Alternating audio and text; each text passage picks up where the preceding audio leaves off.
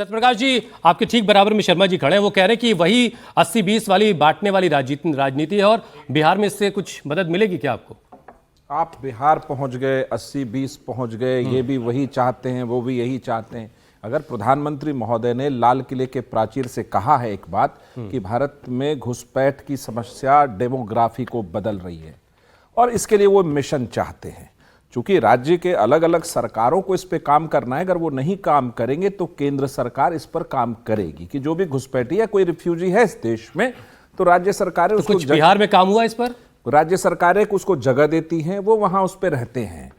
आपको याद है, नहीं पता नहीं मुझे, कश्मीर से भी जब लोग भगाए गए थे तो कुछ लोग बिहार में रहते थे। अफगानिस्तान से भी जब स्थिति वहां खराब हुई तो refugees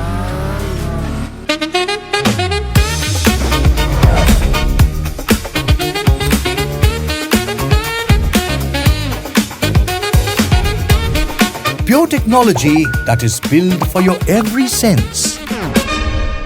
Acer Pure from Acer.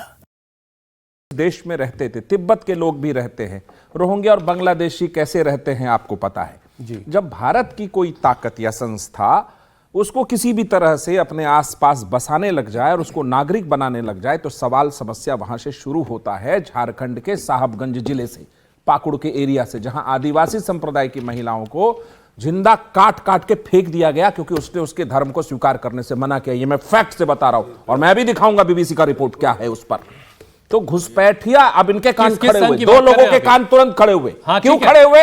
ये घुसपैठियों के समर्थन में आखिर क्यों खड़े हैं, इसका जवाब देंगे आप। ये कोई सवाल हिंदू मुसलमान का नहीं है, इस देश के नागरिक का सवाल है, उसके बनाम घुसपैठियों का सवाल है। आपने बहुत अच्छी बात कही शर्मा जी कि 11 साल से हमारी सरकार है, हम क्या कर रहे हैं। आपको बता दूं अब कि हम उसकी दिशा में काम कर रहे हैं और आपके कान रोज खड़े करेंगे इस बारे में, और आप बचाने निकलना घुसपैठियों को। आप आसाम के धुबरी सीट को देख लीजिए, क्या हुआ वहां। सारे डेटा उन्होंने दिए हैं प्रदीप भंडारी जी, मैं उस पर कूदना नहीं चाहता था। और आपका जो ये सवाल है, जो मंच है मोदी और मुसलमान, मैं इस बहस में भी नहीं पढ़ना चाहता। सवाल है इस देश का मुसलमान, इस देश का नागरिक है, और जो बाहरी है वो बाहरी है, उसको खदेड़ के भगाया जाएगा। ठीक है, उसको इस देश की डेमोग्राफी को बदलने का अवसर नहीं दिया जाएगा। अगर उसके समर्थन में इस देश का कोई तबका, कोई पार्टी बड़ी चालाकी से खड़ी होती है तो उसका विरोध हमें करना पड़ेगा और आपको भी करना चाहिए। लेकिन बड़ी चालाकी से आप फोटो बांग्लादेशी मुसलमान की दिखाइए। एक मिनट सर, बड़ी चालाकी से अगर फोटो जो है बांग्लादेशी मुसलमान की दिखाई जाए और डराया जाए हिंदुस्तान के मुसलमान को, यह भी तो होता ही रहा है ना। ये गलत है। अगर हिंदुस्तान के किसी भी मुसलमान को कोई डराता है, हम उसके साथ खड़े हैं, उस डर को हम पसरने नहीं देंगे। गलत है। हिंदू हो, मुसलमान हो, सिख हो, कोई हो, जो इस देश में जन्मा, जो इस देश का नागरिक है, वो नागरिक है, उसको बराबर। अनवर बादशाह साहब, ये घुसपैठियों को क्यों बचाना चाहते हैं भाई आप लोग? जो बाहर का उसे बाहर जाने दीजिए। हुसैन साहब, मैं आपके सवाल का जवाब दूंगा। पहले ज़रा सा सत्यप्रकाश जी हमारे दोस्त और हमारे दोस्त भाजपा के जो, लेकिन सिर्फ 90 सेकंड है आपके पास। मैं प्रधानमंत्री जी के भाषण से ही ये सारी चीज़ें निकल के आई जी। मैं थोड़ी सी टिप्पणी उस भाषण के बारे में करना चाहूँगा। कल हम क्या मना रहे थे? स्वतंत्रता दिवस मना रहे थे हम, जो हम परंपरागत तरीके से लाल किले से हर साल प्रधानमंत्री का संबोधन होता है देश के नाम। मुझे बड़ी मायूसी हुई, बड़ा निराशाजनक उनका भाषण था, ये संबोधन था। प्रधानमंत्री से कब मायूसी नहीं हुई थी, जरा पूछ लीजिए आज एक बार। फैसला हो ही जाए कि ये कब प्रधानमंत्री जी के समर्थन में खड़े हुए हैं। ये फैसला आज करा लीजिए हुसैन रिजवी साहब। ठीक है, हम तंग आ चुके हैं। 11 साल से वो देश के प्रधानमंत्री हैं, उनके किसी नीति से खुद सोने का कंगन भी बना के पहना देने इनको, ये प्रधानमंत्री को थैंक यू नहीं बोलेंगे क्यों?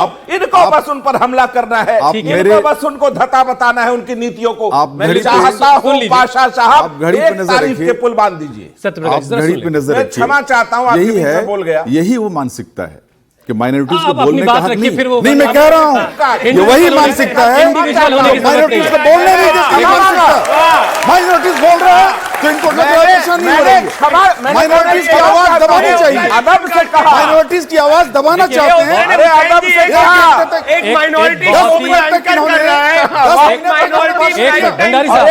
यहाँ बोल रहा है। आप लोगों के बीच एक बहुत ही वरिष्ठ साथी वाजपेयी साहब अभी खड़े हुए, उनकी बारी आना बाकी है।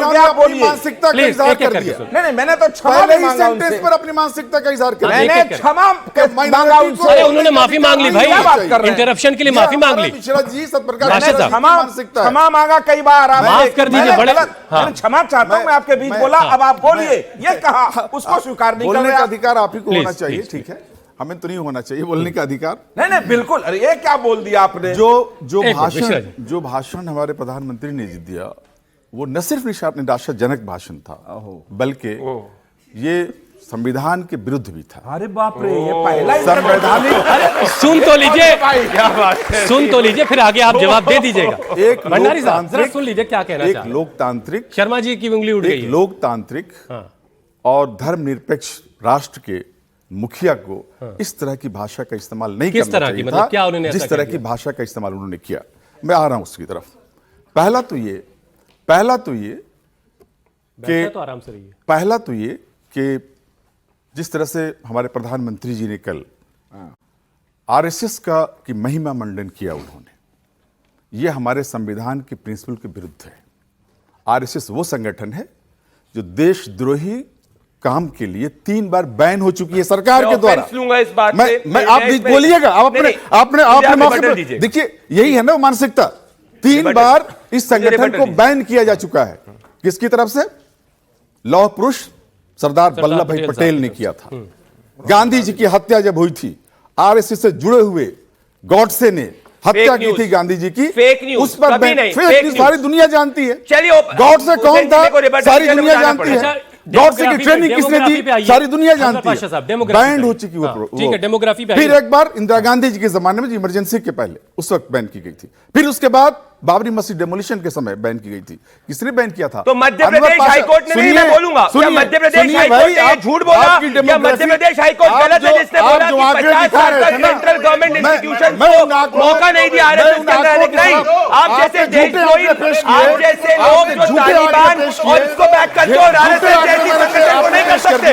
मैं झूठे आंकड़े पेश- आप अगर मुद्दे को डाइवर्ट ये करना है देश चाहते की हो दशा। तो सुनो, ये मैं देश की बता- दशा है। नहीं, आपकी ये भाषा कहते ये हैं है कि आप सलमान- कोर्ट के ऑर्डर सलमान के के खिलाफ जा रहे खिलाफ नहीं हो। है। नहीं अनवर सम्मान कर पाशा के सकते आपके खिलाफ झूठ नहीं कम है। है। नहीं अनवर सम्मान पाशा कर के सकते जहां आपके किसी झूठ का कम है। बटन नहीं दबाया जाता, इसीलिए मैं आप लोग की आवाज खुली। अरे विक्टिम कार्ड से कुछ नहीं हो रहा, कुछ नहीं हो रहा। पाशा वो साहब, भी डेमोग्राफी माइनॉरिटी है, वो भी शो एक एंकर मिनट, कर रहा भंडारी है। ये साहब, स्थिति है देश की। डेमोग्राफी पे 30 सेकंड में अपनी बात ये रखी, पर मुझे स्थिति है वाजपेयी देश साहब की। से ये स्थिति इस तरह की देश की बना रखी है इन्होंने, ठीक है।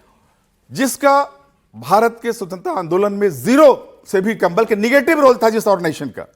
उस ऑर्गेनाइजेशन की महिमा मंडन स्वतंत्रता दिवस के मौके पर सर डेमोग्राफी पे आइए ना मुझे सर। लग रहा था कि ये प्रधानमंत्री नागपुर में आरएसएस के 100 साल के पूरे होने पर भाषण दे रहे हैं नागपुर में। मुझे ये अफसोस इस बात का है सतप्रकाश जी, इस बात पर मुझे अफसोस है। आइए डेमोग्राफी पे आइए। डेमोग्राफी की बात ये सिर्फ और सिर्फ जो है ये भ्रम फैलाने वाली बातें हैं। इकबाल ने कहा था इस देश के बारे में, इकबाल ने ये कहा था, सुन लीजिए आप, सवाल कीजिएगा, नंबर आपका आएगा। बर्दाश्त नहीं हो रहा है ना आपको? एक पार्टिकुलर मानसिकता वाले लोग आके बैठे हुए हैं ना।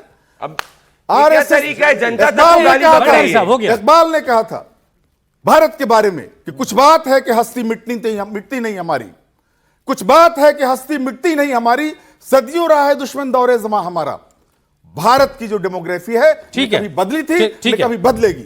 वाजपेयी भारत के साहब- तमाम निवासी अपने मुझे 10 अपने सेकंड रूप का रिपोर्ट से दीजिए। इस प्लीज देश भंडारी को- साहब, वाजपेयी साहब बड़ी इस बड़ी देर से देश खड़े हैं, को- एक बार उनको इस- इनने डिबेट में ला सम के ऊपर देश को कहा था। कंट्रीब्यूट डिबेट में कर लाने रहे दीजिए, हैं, प्लीज। इस बहुत देश सीनियर का हमारे निर्माण कर रहे हैं, इस देश को प्रेम करते हैं, इस राष्ट्र से रो सबको रो के प्रेम है, 4.5 चाहे मिनट हिंदू तक हो, ये बोले, मुसलमान रो हो, रो के विक्टिम या- कार्ड खेल खेल के 4.5 मिनट तक बोले, यही दिक्कत है। भंडारी साहब, हो गया। चाहिए सब कुछ आपको रोना बर्दाश्त उसके नहीं बाद है। भी वाजपेयी है। साहब आपको बर्दाश्त एक नहीं है। मिनट, भाषा साहब हो गया। डेमोग्राफी